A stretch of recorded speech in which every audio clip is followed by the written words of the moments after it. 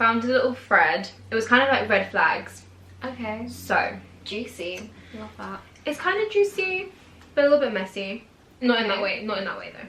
So the thread started with adults using Snapchat is the biggest red flag. No, I do not think so. I mean, what age are we talking? Do you know adult is just from 18 plus, you're an adult. So what are we actually talking about? What age group are we? It doesn't specify. I guess adults. I don't know. No. If we're talking logically, that's 18 plus, right? Yeah. But then I took it differently, and then now when I think about your response, I kind of get it. So someone put, let's correct this. Main form of communication is a red flag. Agree. Okay, because that's how I initially took it. I agree with that. We're grown. Let's iMessage, WhatsApp. It's okay. We don't need to be acting like we're 15 communicating through Snapchat. Yeah. Someone put adults photo camera roll. Like the numbers of photos in their camera roll is a red flag. The number. What is so wrong with that? I checked this morning. Mine's like 14,000, but it's because of a lot of traveling stuff. Oh, okay, fair enough. Which, by the way, I need to start deleting because I need to make space for more travel content. But that was like someone's red flag apparently. I just don't think that's a red flag. What if I just want to capture everything and just, you know, late night, you want to sit there and reminisce, scrolling through the camera roll? Yeah. If your number's high or low, it's what it is. Maybe they're going off like a personal experience though. Okay, maybe it's a red flag because of what they found in someone else's camera roll. Interesting. Right? Sorry about that, lovey. Someone said adults using their phone is a red flag. Adults using their phone. Guys, like, come on, let's just be serious now. I know. I don't know. And then we're gonna end up on this one because it's kind of, like I said, it kind of got silly and messy. It was like adults being adults, walking red flag. What? Like adults being adults is a red flag. I'm it's just a like, red guys, flag. You can do anything and it's a red flag. Like, it's so true. What? Interesting. I guess this is what's so funny when it comes to personal like experiences and stuff like that and opinions, because how is someone saying that? Like, do you know what I mean? We're thinking the camera was not that deep, but then it's actually might be deep to them because of what they might find, which is probably why it's a red flag. Fair enough. So everyone's experiences shape people differently in their thoughts and processes. I'm still confused with the last one. Adults being adults is a walking red flag. Yeah, like, I can't even speak. That's even so it doesn't make sense. It doesn't make sense. Unless you're just someone who takes yourself a bit too serious, then I can understand. But then again, I don't think that's a red flag. It's just how you are. Basically, let's just all be kids forever, which, by the way, I wouldn't complain about being. Yeah, I mean, as long as I'm so maybe I agree with that. Adults being, like, an adult is a walking red flag. I maybe agree with that, because I just want, basically, that's just me trying to put on the fact I want to be a kid again. But yeah, I think all adults are like that though. Like, we're all kids at heart, so you just, like, the older you get, you just have to mature in it. You've got more responsibilities. But not everyone does. Okay, cool. Let's just run that up because that one got a little bit confusing. Okay. It wasn't like a clear thread. I feel like it got a bit messy, so that's why I didn't say too many comments. Right. So our main topic today is quotations. I miss them. Should I go back? I'm just going to say that and then let you talk a little bit. Okay. And then I'm going to add in the kind of statement I added on to the end of it when I was thinking about this being a topic. So go ahead with that. No. Just don't. Don't go back. It's fine. Let's just breathe. Take a moment. Okay. But you don't know the circumstances. But is that... Yeah, but I think that's the lover girl in you. Actually, probably it's the lover girl side of me. I need to know. rip her out. Rip her out and throw her in the bin. No. Because she is not... This generation is not for lover girls and lover boys. It's just not our season. No, it's not our generation, it's guys. Just finding the right person. That's all it is. Don't rip her out completely In the garbage. We don't want, because then we'll never have no lover girls. Basically, we'll be the official The Weeknd art list. Oh no, please! There's so many lovable Weeknd songs, and you're just referencing off the like. I know. I feel like I've said the Heartless one twice now in this. Yeah, she has. Like Heartless. Maybe are you trying to tell us something? Maybe I'm signaling you. I'm going to the Heartless route. Like I'm just done out here. Oh god, don't do that. It's okay. Like I wouldn't let that happen anyways. But it's okay. Yeah, I just don't think you should go back. But then, like I said, I think it depends on the circumstances. Say if they just not being the person that you need them to be, or if they've done something that's like crossed your boundaries. Yeah. Just don't go back, because you're just, like I said, I think. Definitely. Oh no, this is another topic we could talk about. Toxic cycle. It's just gonna be a toxic cycle, and boy oh boy, those things go on for years. They go on for years, and it's annoying, and it's just a waste of time. Run. Literally, run for the hills, okay? Run for the hills. Yeah, that's a whole nother topic in itself. Yeah, it is. That's oh god, we could talk about it for days, can't we? I think we could. Just just not dig into that right now. Yeah, no, like I said, a whole nother episode. Yeah. But yeah, no, I just don't think if that chapter's closed, let that chapter be closed. Obviously, if it's something where you guys have agreed to work on yourselves and then come back in all in due time, then okay, but don't let your emotions get in the way of if you're not at that stage where you guys need to be at before rekindling things again. Don't let your emotions get the better of you.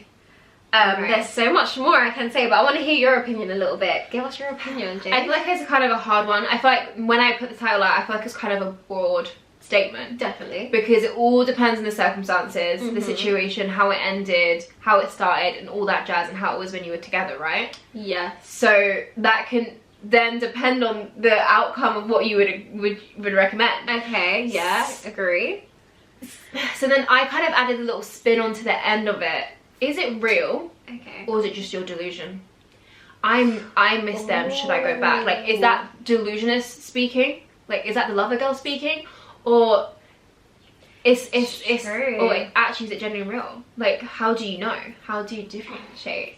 But again, it depends on the situation. So I just think I agree with what you said. Yeah. Depending on the circumstances, and if it was a thing where you guys are both walking off and like working on yourself and then coming back to it, then okay, fine. But I miss them. Like, do you? I think for me, it's like, do you actually miss them? I think you need to ask yourself, what do you miss? It's true. It's when you hit yourself with that question, what do you miss? Yeah. And then you're like, damn. When you can't list, when you're struggling to think, when you can't write anything in that note, so you know. The people out there, the girls know, when you have things in your notes, if you can't write anything on your notes, it's not, it's delusion. Don't let delusionalness kill us people.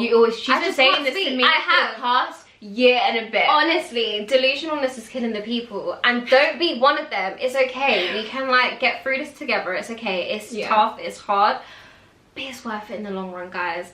I just think definitely agree with that. I have said to you in our personal chats, it's about advice. If you're kind of stuck in, do I miss them or do I miss the idea of what I want them to be? That's where it can get really tricky, and that's why I say you need to question yourself. Like, do you what do you miss?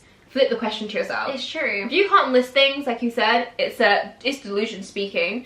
And it leads right off what you just said. Like, do you miss the actual person you was with, or do you miss the person that you thought they were? The idea that you created of them. And then again, that kind of links the whole toxic circle. Yeah, because I feel like that links to you've built this delusional, like, which is scary, illusion of them, really which is why you keep staying in this toxic cycle, but it's actually not real. Oh gosh. Things can get crazy, guys. Things can get crazy. I just think you just really need to, my personal opinion and advice I would give on this is, like we just stated, if you can't write anything down and all the pros and like what good qualities they bring into your life. The pros and cons list. Everyone's been there. The pros and cons list. And if the cons outweigh the pros, guys, just move on.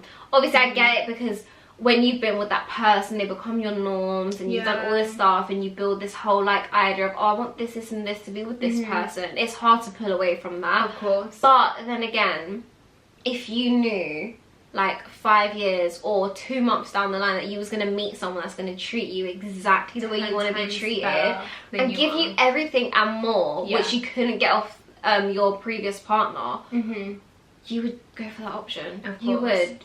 But it's just hard because you crave the comfort and wanting someone, which is just... And then that's the toxic cycle, guys. That's a whole nother subject. Yeah, it's a whole nother topic. So, yeah. Okay, cool. So we basically said it depends. Guys, write a list. Just write a list, guys. That's all we can say. Okay. Yeah. I agree. But it's kind of funny though. You have to sometimes flip the question. Like, you have to flip the question in circumstances. Or if you have someone that you can talk to, like I've literally spoken to Paige like this whole entire time of being single for like over a year now, and she's kind of been the person to flip the questions for me, Yeah. which has kind of helped to detach the logic thinking from the lover girl, like, because the lover girl inside of me, she does not think logically. I have this one to pull me through logic. Because it's like, but then again, it's easier because you're so clouded by emotion, which is only normal because everyone's like that. Whereas I'm an outsider, it's easy for me to just say it how it is, and for what the situation is within itself. If you don't have someone to basically do it for you, pull you out your delusionness and make you see what's real and what's not real, just flip the question for yourself. Just go into your notes, guys, and just start typing. It's okay. Yeah, I actually want to ask like a random little side note before we get into our edit, but have you ever written, like, how many times have you written like a long list of pros and cons? Oh, I don't think I know. Oh, is it? I definitely could count on my hands. Okay. Yeah, no. Damn. Yeah, I would love to know this. Do you have them on your phone? No, I deleted. Do you know how funny would it be though? Oh, you deleted them. Actually, no, I have. No, that's a lie. With my partner right now, I have his pro and cons list. Oh, he's gonna watch this. Yeah, I know. He's gonna watch it now. He's gonna go, wait, can you put locks in your notes? I feel like he's seen it though, so it's like, he's aware. Listen, if you're watching this, Paige's partner, and you go on her notes and you see the pros and cons, at least you can see the cons and see what you need to work on, right? Yeah, exactly. So it's all gonna be. Then it can move over to the pros. Don't worry, you already worked on them, so it's okay. Okay, then there you go. There you go, reassurance. I feel like for me, I feel like I've done it twice in my life, pros and cons. But I would love to see the list because I don't have them in my phone anymore. Actually, I might in the bottom of my notes. Oh, okay. For one of them. Yeah. But yeah, it would just be funny to look back to see, especially because I feel like a lot of this stuff happened when we were younger. So it would be great to see, like, what were we listing for as pros? Yeah. And what were we listing as cons? Like, where was my mindset out for me to think, oh, what is a pro and a con? Yeah. It would be funny. Yeah, it would be so good to look back. That's an old chapter of you, and it's like, no, it's just a new version. Like, you have so much more life experiences and, like, you know, self-worth and all that jazz, and it's like, now you're better. It's crazy. That would be fun. It would be interesting. I know, it would be so interesting to all go back, guys. Okay, are we rounding up on the main topic? Okay. Is that it? You have nothing else to say? Can't speak. Right. Okay. So, this is a little Reddit. As you guys probably know by now, we just end it on a Reddit. So, need advice on a relationship. Okay. Advice. So, I started dating this girl 3 months back, and to be honest, I really like her, and she likes me too. Cute. Okay. She shared everything about her past relationship, and it was 4 years long. So it was he's written that weird. So 4-year long relationship, and the guy brutally cheated on her. It's been 3 years since they've broken up. Right. Okay. Now, occasionally she tells me it's impossible for her to move on and forget about her ex. She wants to stay with me, and if everything works well, then they're planning on getting married. When her ex-boyfriend got to know that she started dating me, he started to emotionally blackmail her. And started saying things like, I still love you and all. That's unfair. What the hell? That's unfair. Okay, what should I do in this situation? Do you guys think she'll get back with her ex? What's my role? Is it temporary? Like a temporary shoulder to cry on? How? Like, I think she's out. Like so basically, am I her rebound or am I not? And can she ever get over him? So just a summary, she was with her ex for 4 years. He brutally cheated on her. They have been split for 3 years. Right. So now she's talking to this guy. Does it say how long they've only been talking for 3 months. Okay, 3 months. I don't understand how. So her ex is aware that she's talking to this new guy and is blackmailing her, emotionally blackmailing her. But my question on that and why my face is a bit like, what? Doesn't make sense. If they've been split for 3 years, how the hell are they still in contact with each other? That is true. But then again, it might be one of those things where she's obviously not over him. Yeah, she's not over him. It could be they have mutuals and they're aware of their circumstances. Like, he's been informed of, she's talking to a new guy, and he's like, well, I've got to get my foot back in somehow. And he maybe just messaged her on like no caller ID or whatnot. Can you message? I don't know. But yeah, and just try to contact her to just try to play with her head. So do you think he's just a shoulder to cry on? That's kind of sad. I know. I feel basically sorry is for he him. is he a right rebound? He wants to know what's the advice. I just think he needs to have a sit down conversation with her. Have that clarification for himself, because it's not nice for you to kind of like sit and feel that those things and those thoughts with like on. You have all these questions and you have all these questions in your head and you have no answers. Yeah. So yeah, he just needs to talk to her. And then also I would say maybe if this ex doesn't leave, maybe just having a conversation just to, maybe he can be in the room and just, if they do eventually talk, she could be like, look, I'm in a relationship now, can we just close our chapter? We had our time, it didn't work out, and just move on. That's what I would say. I think so. I agree with you. I feel like he needs to have a conversation with this girl and just maybe set some boundaries and just kind of be like, you need to, if you need to go and seek closure from your ex, go and do that, and then we can see where we stand. But if you cannot, she needs to just cut contact with him. She definitely does. He doesn't need to have any, especially how he treated her. There is no going back, and she's obviously hurt by that. So she needs to heal that, like, side of her.